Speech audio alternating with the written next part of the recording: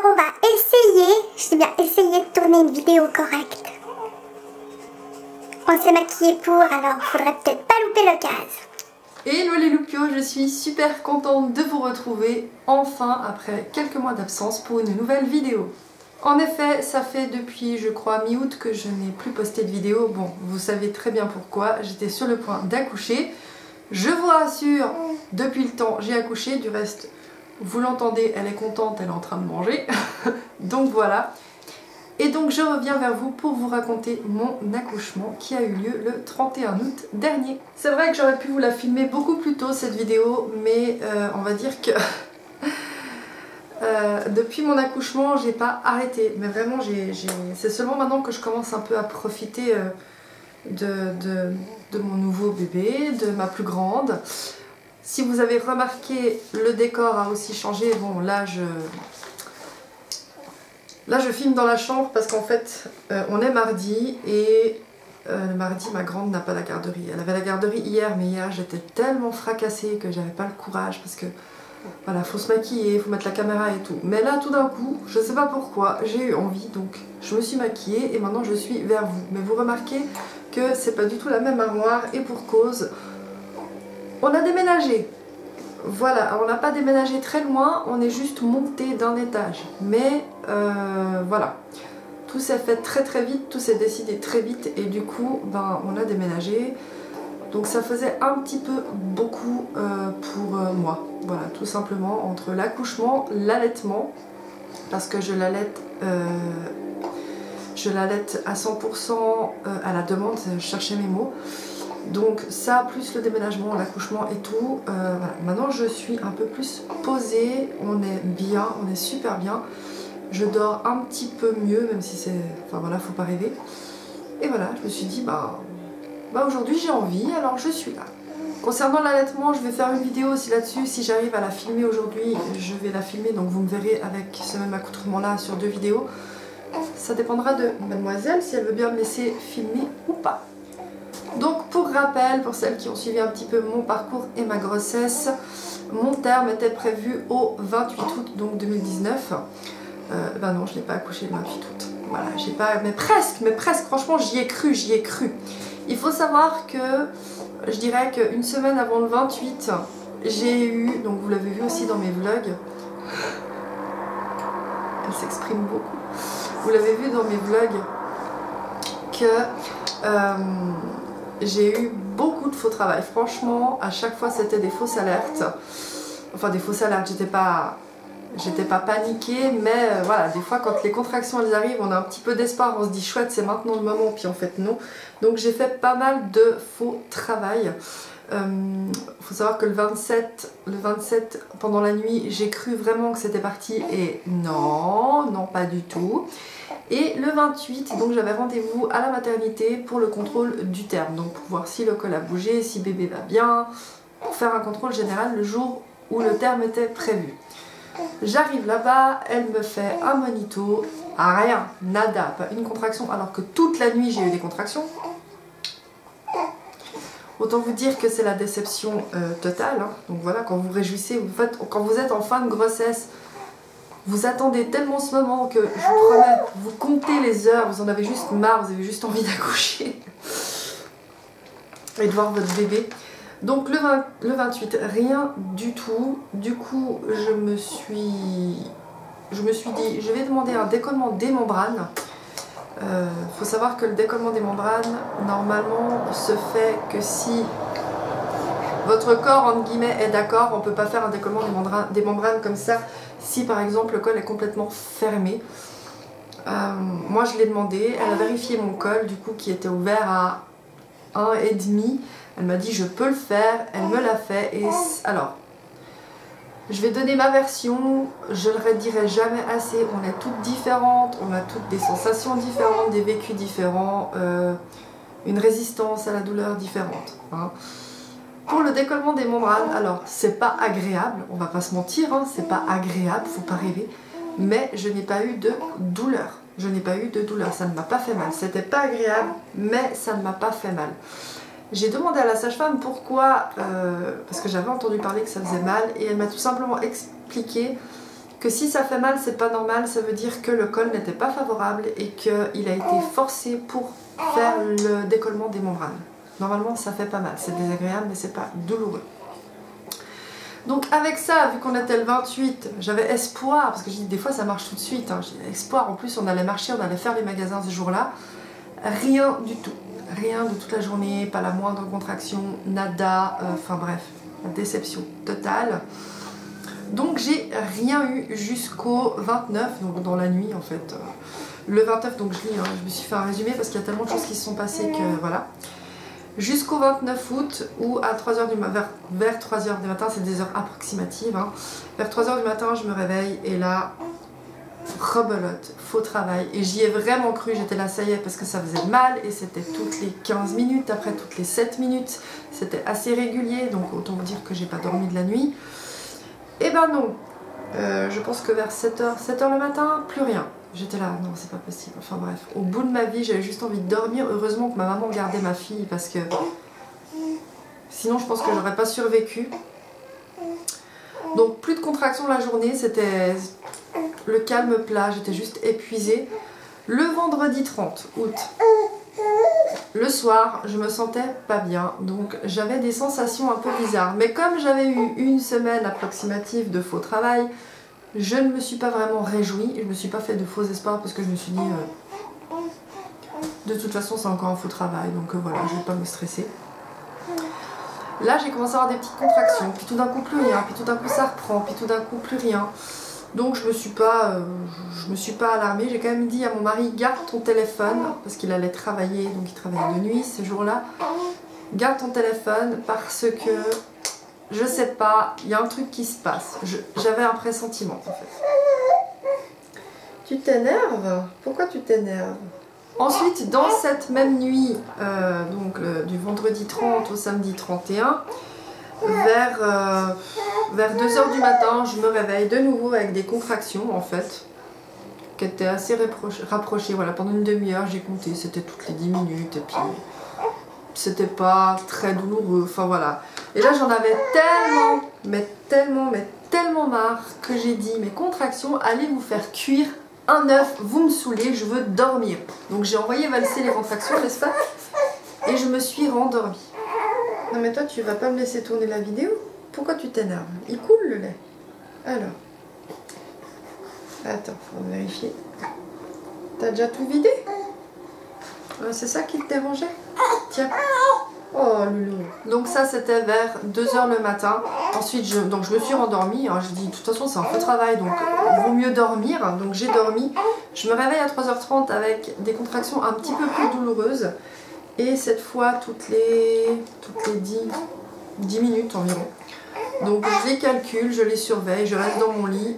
J'arrive pas à me rendormir.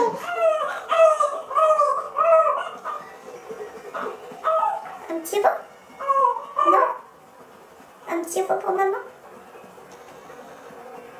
Un petit mot? Il est coincé, il veut pas venir. Ah ben voilà! Eh ben maintenant ça va mieux. Eh ben voyons, crachons encore un peu plus. Mais oui. T'as mangé trop vite. Ah ouais, t'as mangé trop vite. Ah, tout ça. Eh oui, Loulou. Donc comme je disais, je me suis réveillée à 3h30 environ avec toujours des contractions. Donc là je me suis dit bon bah, je vais surveiller. Je vais sortir le chien, de toute façon j'arrivais plus à dormir donc je vais sortir le chien, machin et tout. Vers 5h30, donc les contractions sont toutes les 7-10 minutes.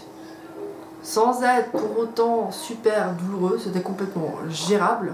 Je me suis pas affolée mais je sentais quand même que là c'était un peu différent. Là j'appelle la maternité me demande toutes les combien de temps, si c'est une première grossesse, deuxième grossesse. Comme c'est une deuxième grossesse, ils me disent de pas trop tarder non plus, que si ça se rapproche, il faut venir. En sachant que comme j'avais le streptocoque B, je sais pas quoi, là, il fallait que je vienne parce que... Enfin, fallait pas trop que j'attende parce qu'il fallait que je reçoive une dose d'antibiotiques intraveineuse avant que bébé sorte, en fait. Donc là, je me suis dit, bon, je vais rentrer, si ça continue pendant 1 heure, je vais réveiller ma mère parce qu'il faut savoir que ma fille dormait chez ma maman pour que je puisse me reposer. Vers 7 heures, donc j'ai toujours des contractions. Là, je décide d'y aller parce que ça devient un peu plus douloureux. Donc je vais chez ma maman qui habite juste à côté. Je les réveille. Donc je vous dis, je leur laisse. En fait, j'ai été les réveiller plutôt pour qu'elles aient le temps de se préparer puis de déjeuner. Je voulais pas stresser tout le monde. J'étais très zen. J'étais en parfait contrôle de moi-même, même si je commençais à avoir mal. Là, j'ai pris une douche. Donc je suis retournée à la maison. J'ai fini ma valise de maternité. J'ai ressorti le chien. Je me suis douchée parce que voilà, je me suis dit peut-être que ça va stopper les contractions. Là, ça n'a pas stoppé les contractions. Je me suis dit c'est bon, donc si la douche fonctionne pas, c'est que là c'est bon, on y va. Entre temps, j'appelle mon mari qui lui va aller directement me rejoindre à l'hôpital, à la maternité. Vers 8h15, ma maman vient me chercher. Là, j'avais vraiment des contractions, mais ça commençait à être douloureux. J'étais obligée de me mettre accroupie en fait pour les gérer. Je me souviens que juste avant de monter dans la voiture, je me suis accrochée à la porte et je me suis laissée accroupir en fait pour me tirer le dos, ça faisait super mal. Et après, du moment que je suis montée dans la voiture, plus rien, plus rien. Je crois que sur le trajet qui a duré quoi, une demi-heure, j'ai eu une contraction et encore c'était rien. J'ai rien compris. On était dans la voiture, ma maman me dit mais tu parles pas. Je dis en fait je suis concentrée pour voir si j'ai des contractions. Parce que là j'ai plus de contractions. Donc je suis passée de des contractions à toutes les 5 minutes qui étaient assez douloureuses à plus rien, le néant. Et là j'étais là non c'est pas possible. J'étais là non si c'est encore un faux travail, là c'est pas possible, je vais péter un câble. Parce que j'étais tellement au bout de ma vie, j'étais tellement fatiguée, parce que c'est vraiment épuisant de ne pas dormir déjà.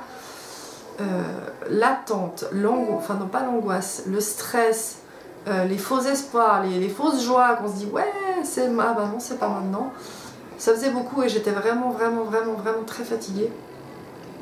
Du coup on va à la maternité, on arrive à la maternité, c'est, je regarde juste environ, parce qu'en fait j'ai tout l'historique des messages que j'ai envoyés à mes amis, donc c'est pour ça que j'ai pu faire un petit peu un repère dans le temps. Vers 9h, un petit peu plus tard que 9h, la sage-femme m'accueille, elle me met un monito. Pendant ce monito, j'ai 2 petites contractions de rien du tout.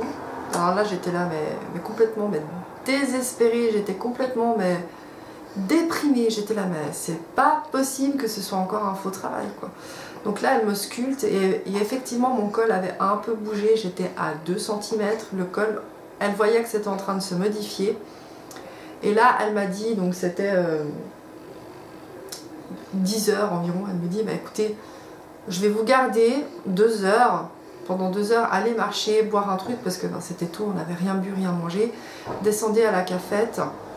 Entre temps, elle m'avait fait pendant le monito, elle m'avait fait la perfusion d'antibiotiques déjà. Et là, elle me dit, voilà, on vous garde, allez marcher, puis revenez dans 2 heures. Et puis là, on fait le point, puis on regarde ce qu'on fait. Donc ça, c'était à 10h. Donc le temps de me rhabiller, descendre à la cafétéria où il y avait ma maman et ma fille. C'est ma maman qui m'a amenée à l'hôpital avec la plus grande. Hein. Donc c'était 10h15. Et là, dès qu'on est arrivé en bas, j'ai commencé à avoir des contractions. Mais d'une violence.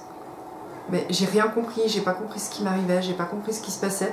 On était à la cafétéria et là... on est resté peut-être une demi-heure à la cafétéria. Une demi-heure à la cafétéria.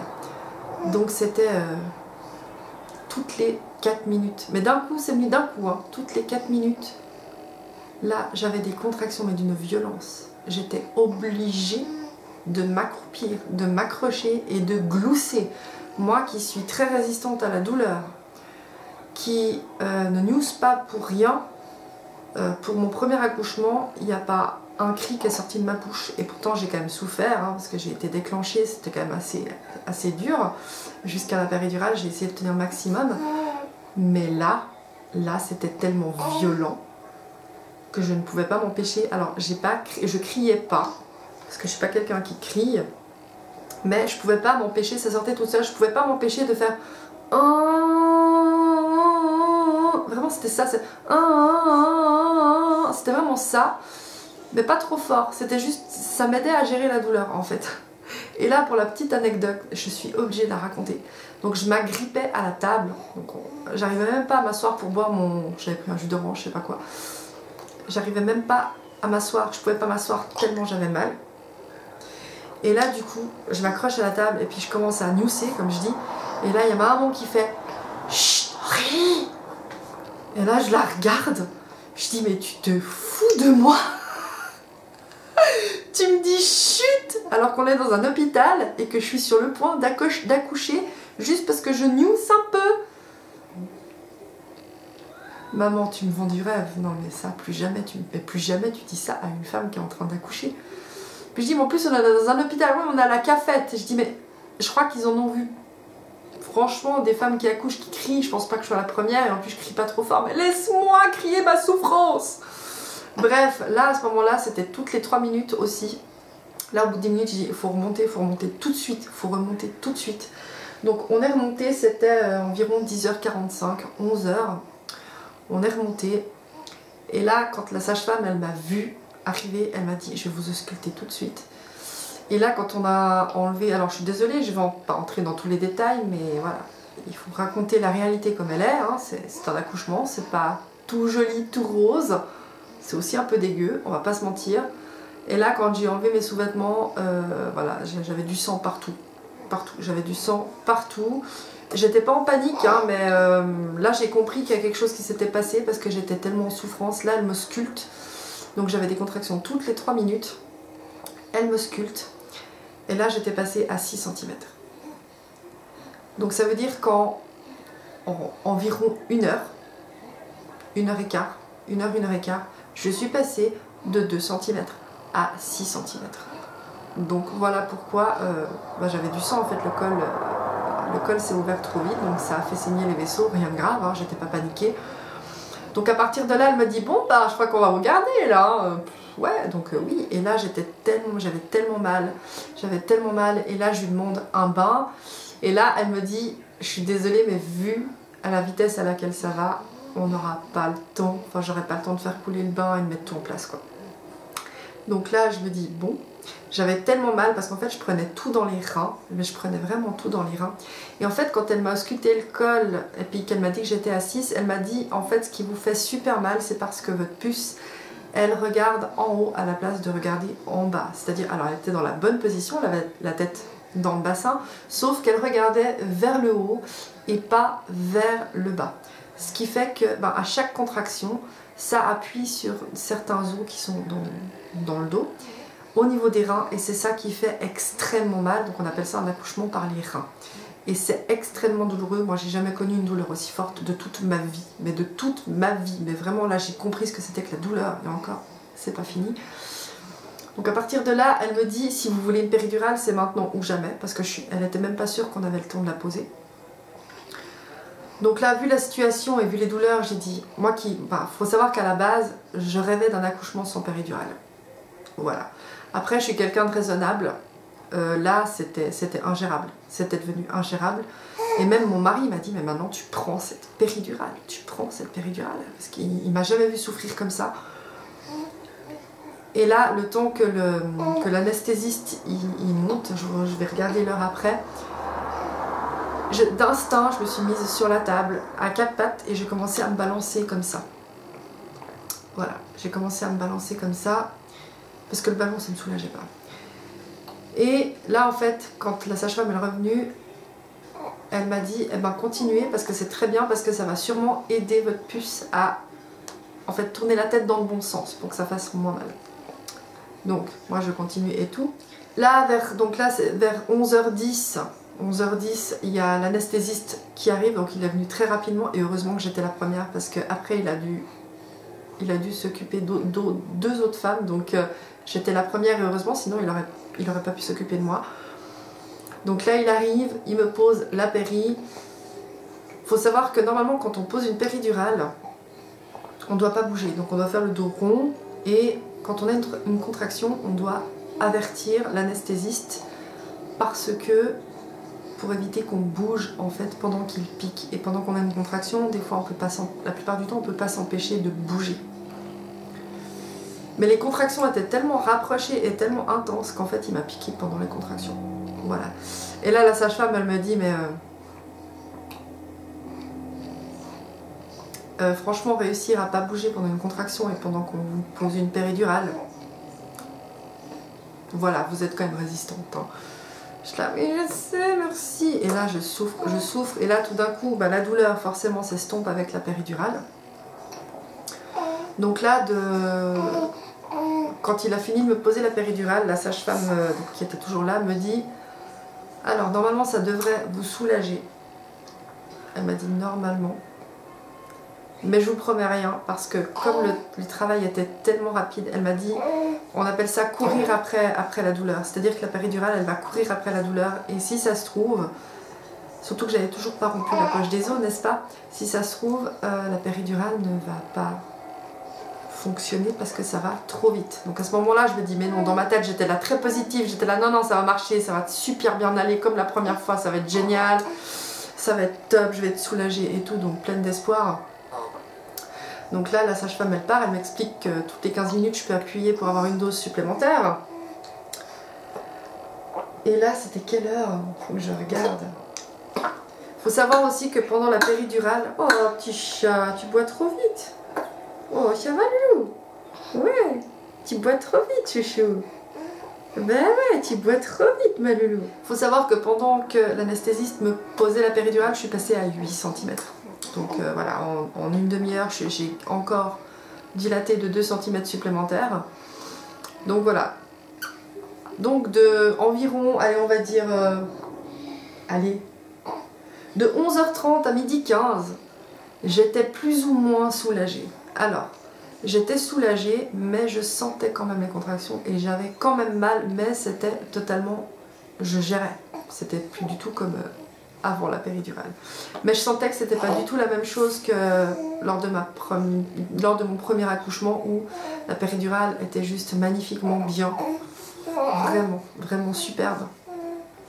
Là, je sentais que ça allait être différent et je pense que psychiquement, je me préparais parce que, en fait, inconsciemment, j'avais compris que la péridurale ne suivrait pas.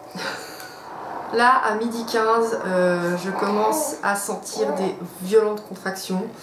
Là, je rappelle donc la sage-femme, je lui dis mais la péridurale, elle marche pas, qu'est-ce qui se passe? Et là, elle me dit, je suis désolée. Elle m'a dit, enfin voilà, je pensais bien, la péridurale, elle va pas suivre. Et là, elle me re-ausculte. Et là, donc la poche des os n'était pas percée, elle était hyper bombée. Elle m'a dit que j'avais une poche des os en béton armé parce qu'elle était ultra solide. Et là, j'étais à 9 cm et demi de dilatation. Et là, elle m'a percé la poche des os. En perçant la poche des os, elle m'a dit, je vous avertis tout de suite que la péridurale ne servira plus à rien.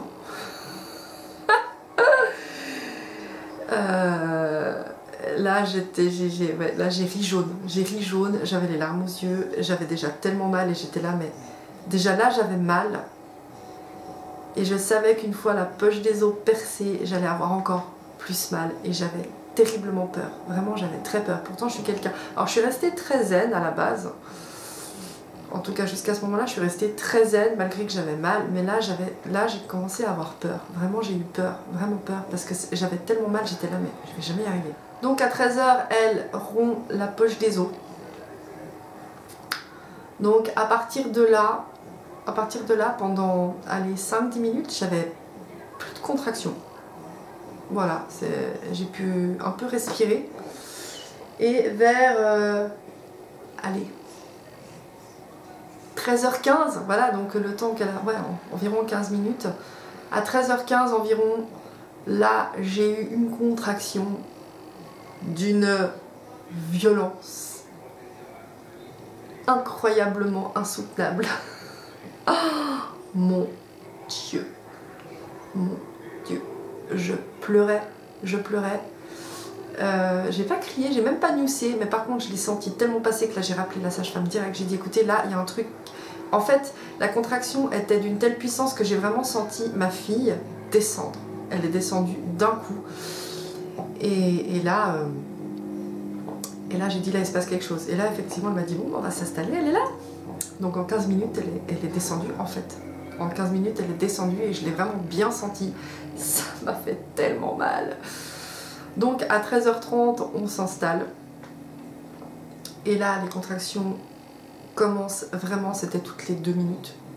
2-3 minutes même. Non, toutes les 2 minutes je dirais. Oh, mon Dieu. mon Dieu. Donc là, la péridurale, autant vous dire que... voilà, au moment où elle a percé, enfin, du moment qu'elle a percé la poche des os, j'avais plus de péridurale. Voilà. Waouh. Waouh. Waouh. Waouh. Comment vous expliquer ça? C'est une douleur qui vous arrache l'intérieur. Franchement, c'est... Alors pourtant, je tiens juste à le préciser, j'en garde un très bon souvenir et j'accouche demain sans problème. Vraiment, j'ai souffert, mais comme jamais j'ai souffert de ma vie. Mais par contre, j'ai adoré ce moment. Je tiens juste à le préciser, c'est le plus beau, un des plus beaux moments de ma vie. Vraiment. Et là, donc 13h30, on s'installe et là, je commence à pousser. Et vous savez, dans Baby Boom, à chaque fois, quand vous regardez Baby Boom, puis qu'on voit les sages-femmes qui vous disent arrêtez de pousser, arrêtez de pousser. Puis qu'elles disent mais je peux pas. Puis que toi derrière ton écran, enfin moi en tout cas je te la mets arrête s'il te plaît quoi. Si on me dit d'arrêter de pousser, arrête de pousser. Je m'excuse platement envers ces personnes. Parce que tu ne peux pas ne pas pousser. C'est impossible. C'est impossible. Tu ne peux pas ne pas pousser. C'est d'une violence extrême que tu es obligé de pousser en fait. Ça pousse tout seul. Simplement que si tu veux que ça aille plus vite, il faut aider la poussée. Donc il faut pousser en même temps que la poussée. Je sais pas comment expliquer. C'est très difficile à décrire comme moment. Et là à un moment donné, elle me dit, vous voulez sentir la tête? Donc ça c'est un truc que j'avais jamais fait. Et déjà que j'étais plus là. J'étais déjà plus là. Et là je me souviens donc avoir touché la tête de ma fille. Et j'étais là. J'étais traumatisée à vie, je pense. C'est le truc qui m'a traumatisée. J'étais là. Ça passera jamais. Ça passera jamais, je ne pousse plus, ça ne passera pas. Je commençais à pleurer, j'étais en train de paniquer. Vraiment, mon mari qui était à côté de moi, à moitié shooté aussi parce qu'il avait travaillé toute la nuit. Puis comme il travaille en boîte de nuit, bah, il avait 2-3 verres dans le nez. Donc voilà, la fatigue plus voilà, il était joyeux parce qu'il allait être papa, c'est normal. Donc il a bu un petit verre avant. Mais... c'était surréaliste cette scène en fait. Vraiment, je voulais pas pousser, j'étais en panique totale, je pleurais, j'étais là, j'y arriverai pas, je dis ça passera pas, ça ne passera pas. Elle m'a dit si, maintenant on y va, vous poussez, vous allez contre la douleur. Alors là on écoute la sage-femme, puis alors je poussais mais comme une malade mentale, donc on s'installait à 13h30. Hein. 41, ma fille était là. J'ai poussé tellement fort, mais tellement fort. Alors déjà de 1, bah forcément j'ai eu des points de suture, faut pas rêver. Ils n'ont pas eu le temps de faire l'épisiotomie, hein, parce que j'ai poussé tellement fort qu'ils n'ont pas eu le temps. Et en fait ce qui s'est passé c'est que là j'ai pris conscience, en fait je pensais qu'à la base, ce qui était le plus douloureux, c'était le passage des épaules. Que dalle. Que dalle. Les épaules ça fait mal, mais ça dure 1/4 de seconde, parce qu'ils débloquent l'épaule et l'autre, c'est très vite fait. Par contre, la tête, comment vous dire, j'ai jamais eu aussi mal de ma vie. J'ai jamais eu aussi mal de ma vie et c'est un truc de fou. C'est un truc... Mon Dieu, en fait, il faut savoir que quand on accouche, bah, plus on pousse, la tête sort. Dès qu'on arrête de pousser, la tête re-rentre un peu. Donc le but, c'est de rien lâcher. C'est vraiment de maintenir la tête pour pas qu'elle re-rentre et de la sortir. Et moi, j'ai fait ça tellement bien qu'en fait, voilà, en moins de 10 minutes, ma fille, elle est sortie. Voilà. Mais c'est vrai que j'avais tellement mal que je pleurais, j'étais rouge. En plus, la pauvre sage-femme, en fait, quand on pousse, je retenais mon souffle et je poussais. Et quand j'arrivais à la fin de cette poussée, la pauvre, je lui postillais dessus. Ah, mais je suis tellement désolée, la honte, quoi. Bon, je pense qu'elle en a vu d'autres, mais je m'excusais en même temps. Je suis désolée, mais c'est pas grave, pousser, mais je suis désolée. Enfin bref, voilà, 13h41, ma fille est sortie. Et ce qui est beau, c'est que j'ai pu pas la prendre directement, mais l'accompagner sur moi, ce que je n'ai pas pu faire avec la première. Et là, voilà quoi. Comme d'hab. Je me suis promis de ne pas pleurer. Je me suis dit, vas-y, ça fait 2 mois et demi, les hormones, elles sont retombées, mais non. En fait, ce sentiment-là, il retombe jamais. Il retombe jamais parce que c'est d'une émotion. C'est une émotion tellement violente en fait qu'on ressent quand on voit son enfant, quand on accouche. On se dit, on l'a fait, on a réussi. Et Et voilà, en plus elle est sortie, elle était, mais comment vous dire, on était un peu scotché parce qu'elle était toute lisse, toute belle, propre. Un truc de fou quoi, on aurait dit déjà un bébé que t'es lavé quoi, elle était magnifique. Et puis là, son papa a pleuré aussi, et puis moi j'ai pleuré aussi, et puis voilà, c'est un deuxième magnifique cadeau que nous offre la vie. Je remercie toujours la vie parce que voilà, c'est des cadeaux inestimables. Ça c'est des cadeaux les plus merveilleux que je pouvais recevoir dans ma vie, c'est mes 2 filles quoi. Et voilà, la puce est arrivée, donc elle s'appelle Luna et elle est née le 31 août 2019 à 13h41. Elle pesait 3,2 kg pour 49 cm, non 48 cm pardon. 49 cm c'est sa sœur, donc elle est née un chouïa plus petite mais pratiquement rien que sa grande sœur. Donc voilà, elle est en parfaite santé, elle n'a pas fait de jaunisse. Elle a pris le sein tout de suite, ça s'est super bien passé. Et je suis sortie de la maternité le lundi. Donc je suis restée 1 jour et demi à la maternité. Donc voilà. Donc voilà, c'est toujours un moment... j'aime bien raconter, parce qu'en fait ça me fait aussi une trace pour moi, ce genre de souvenir. Hein, c'est gravé, voilà, c'est gravé, c'est un souvenir. Donc si dans 20 ans j'ai oublié, ou il y a des choses que j'ai oubliées, je peux regarder ces vidéos et puis voilà. C'est des bons souvenirs, c'est vraiment des bons souvenirs. J'ai souffert le martyre, mais comme jamais j'ai souffert, santé chouchou.